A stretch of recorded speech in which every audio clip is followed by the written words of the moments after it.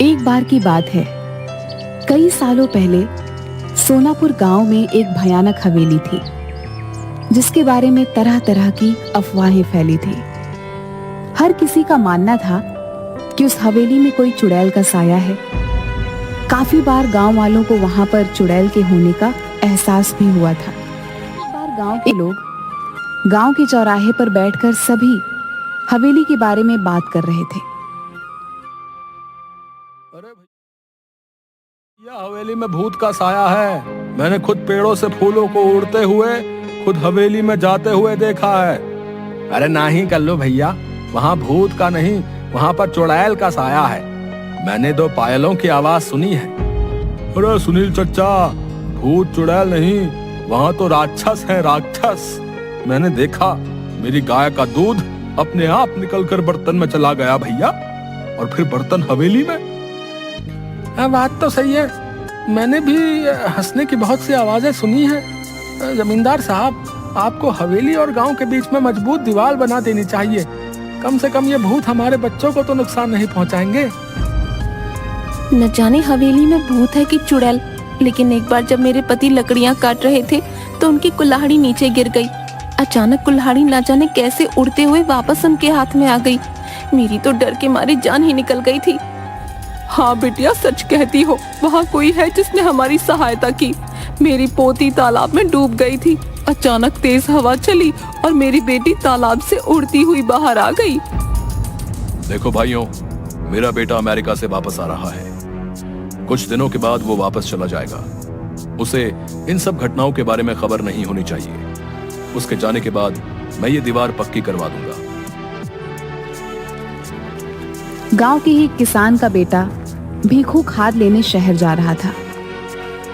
रास्ता हवेली के सामने से ही गुजरता। जब वह हवेली के आगे से डरता हुआ पहुंचा तो उसने देखा एक सुंदर सी लड़की उसके सामने आकर खड़ी हो गई। तुम कौन हो और यहाँ क्या कर रही हो? तुम्हें नहीं पता ये हवेली भूतिया है? यहाँ रहना खतरे से खाली नहीं। मेरा नाम किरण है, मैं तो यहीं रहती हूँ। हम यहाँ आते जाते हैं। भूत तो नहीं देखा हमने कभी। अच्छा, पर ये तो भूतिया हवेली है और लोग कहते हैं यहाँ भयंकर चुड़ैलें रहती हैं। ये सब सुनकर भीखू मन ही मन डरने लगा। उसके दिमाग में यही चल रहा था कि जो कुछ भी आज तक उसने सुना वो सच है या झूठ। तभी किरण बोली, तुम्हें पता है मैं हवेली में ही रहती हूँ। अब ये क्या कह रही हो? पूरा गांव जानता है कि इस हवेली में भूत चुड़ैल रहती है। तुम चुड़ैल भूत जैसी चीजों पर विश्वास रखते हो? मैं फालतू में ही इतना सोच रहा हूँ। ये लड़की होकर भी नहीं डर रही। ये भूत चुड़ैल मन का वहम है, ये सच्चाई थोड़ी ना है। आओ, तुम्हें मैं अपने बाकी लोगों से मिलवाती हूँ। इससे तुम्हारा डर हमेशा के लिए खत्म हो जाएगा। भीखू किरण के पीछे पीछे चलने लगा कि अचानक उसे जोर का धक्का लगा और वह हवेली की पहाड़ी से नीचे गिर गया। गांव वाले तुरंत दौड़ते हुए भीखू के पास आए और पूछने लगे क्या हुआ। तभी भीखू के मुंह से बस ये शब्द निकले, हवेली, लड़की, किरण, हवेली।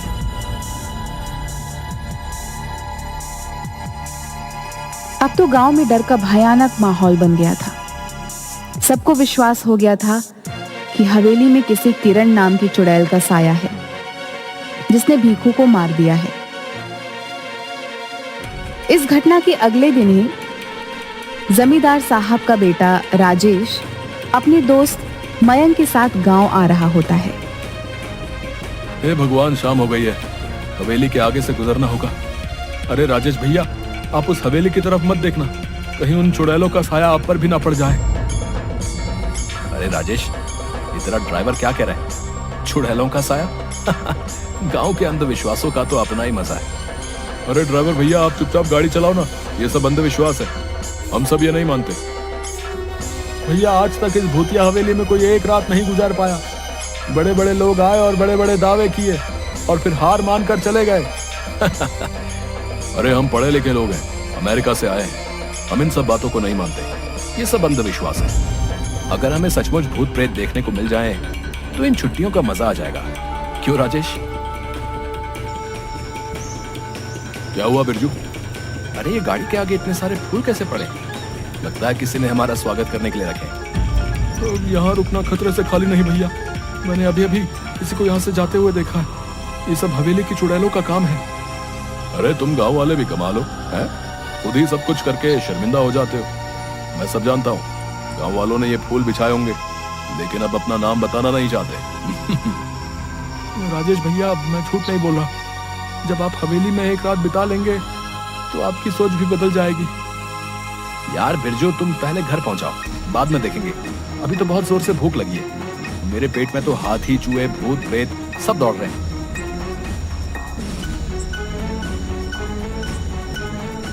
कुछ ही देर में दोनों दोस्त घर पहुंच जाते हैं और आराम से सो जाते हैं। अगले दिन जब वह गांव घूमने जाते हैं तो फिर गांव वाले उन्हें हवेली के पास जाने से मना करते हैं। आखिरकार गांव वालों की सोच को बदलने के लिए राजेश और मयंक उस हवेली में एक रात बिताने का फैसला करते हैं। ये मैं क्या सुन रहा हूँ राजेश? तुम हवेली में जाना चाहते हो? अरे तुम्हारा दिमाग तो ठीक है। मैं तुम्हें कभी इसकी आज्ञा नहीं दूंगा। पिताजी, हम अमेरिका से पढ़कर आए हैं। हम ऐसे अंधविश्वासों को नहीं मानते। वैसे भी वो हवेली बहुत पुरानी है। हम उसे हेरिटेज होटल बनाना चाहते हैं। करोड़ों की प्रॉपर्टी है।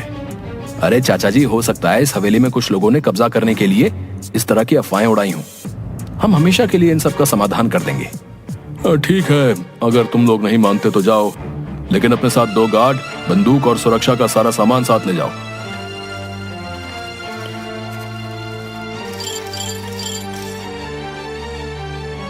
आप लोग सो जाइए, हम सब बाहर ही बैठे हुए हैं। कोई भी बात हो तो तुरंत आवाज दीजिएगा। राजेश, उठ यार, ये सब क्या हो रहा है? अबे ये पलंग हवा में कैसे उड़ रहा है? और ये गाने की आवाजें भी आ रही हैं। ये खुशबू, ये तो कमल के फूल की खुशबू है। लेकिन इस पुरानी हवेली में कमल का फूल कहां से आया? इतनी मीठी आवाज तो सिर्फ परियों की हो सकती है, भूत और राक्षस की नहीं। या फिर हम लोगों को डराने के लिए ये किया जा रहा है।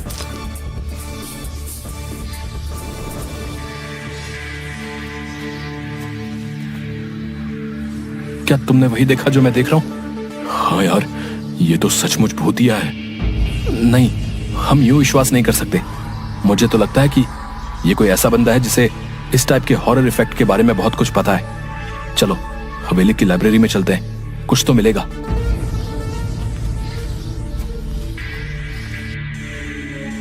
ये किताब दूसरी दुनिया की परियों की है, जो कभी कभी उस दुनिया से इस दुनिया में घूमने आया करती थी।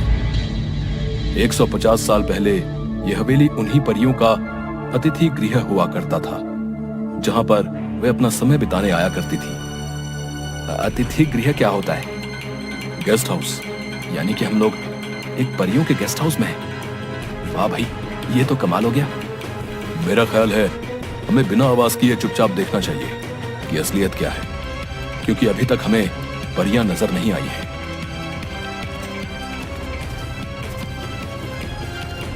इसके बाद वो परियों का इंतजार करने लगते हैं। तभी अचानक उनके सामने जादुई संगीत बजने लगता है और बहुत सारी परियां सामने प्रकट हो जाती हैं। मैं हुस्न परी हूँ। हमारे घर में आपका स्वागत है मानव मित्रों। हमें खुशी हुई कि तुम हमारे यहाँ आए। आप दोनों तो कितनी अच्छी हो, तो आप लोगों से लोग डरते क्यों हैं? इसका जवाब तो वही दे सकते हैं। क्या तुम दोनों को भूख लगी है?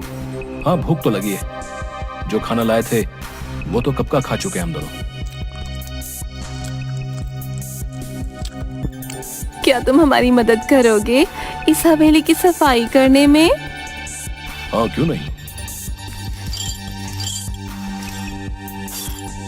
आवाज सुन जब गार्ड धीरज और मुन्ना अंदर आता है तो उसे मयंक और राजेश उड़ते हुए दिखाई देते हैं, पर परियां नहीं दिखाई देती। वो डर कर उन्हें छोड़कर वहां से भाग जाते हैं और जमींदार के पास पहुंचते हैं। जमींदार साहब, गजब हो गया। लगता है राजेश भैया और उनके दोस्त को भूतों ने अपने कब्जे में कर लिया। वो दोनों हवा में उड़ रहे थे। हे भगवान, अब क्या होगा? मेरे बच्चों को प्रेतों ने अपने कब्जे में लिया है। भूतों ने नहीं, चुड़ैल ने किया है। क्योंकि वहां से लड़कियों की आवाजें आ रही थी, वो गाना भी गा रही थी, हमने पायलों की आवाज भी सुनी। सभी गांव वाले बुरी तरीके से डर जाते हैं। मयंक और राजेश अगले दिन जैसे ही सूरज उगता है उन दोनों परियों को अलविदा कहते हैं।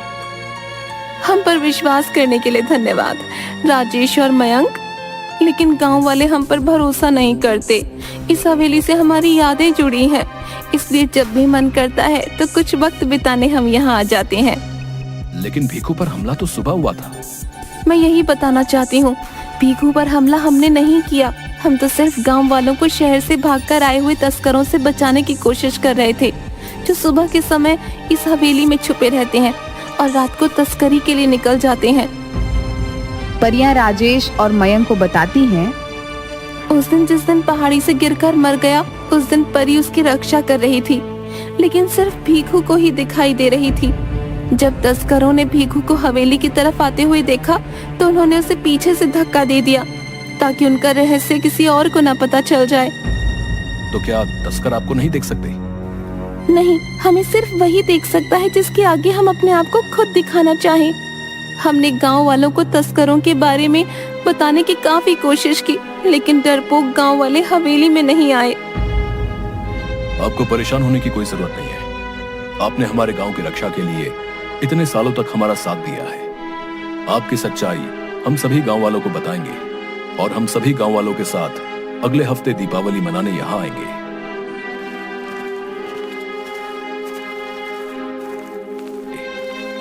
राजेश और मयंक सारी कहानी सबको बताते हैं। पुलिस को तस्करों की सूचना दे दी जाती है। पुलिस छापेमारी करती है और सभी तस्करों को गिरफ्तार कर लेती है। अरे आज तुम सब लोग हत्थे चढ़े हो। अब देखो इंस्पेक्टर टुंडे तुम लोगों के साथ क्या करता है। सबके नाक में दम करके रखा था। थानेदार साहब धन्यवाद वक्त से आने के लिए। आप इन सबको कड़ी से कड़ी सजा दिलवाइएगा। इन्होंने भीखू की हत्या भी की है। अरे ले चलो रे इन सबको गाड़ी में भर के। आप सब गांव वालों को अब इस हवेली से डरने की कोई जरूरत ना है। कुछ ना होते ये भूत प्रेत। समझदार बनो तुम सब राजेश और मयंक की तरह। गांव वालों को राजेश की बात पर भरोसा होने लगता है। दिवाली के दिन सभी गांव वाले हवेली की तरफ चल देते हैं। परियों ने पूरी हवेली को दीपों से सजाया होता है। हवा में आतिशबाजी होने लगती है। परियां सबके सामने प्रकट हो जाती हैं। परियों को देखकर सभी बहुत खुश होते हैं और उनके साथ मिलकर दिवाली मनाते हैं। इसके बाद सभी हंसी खुशी से गांव में रहने लगते हैं।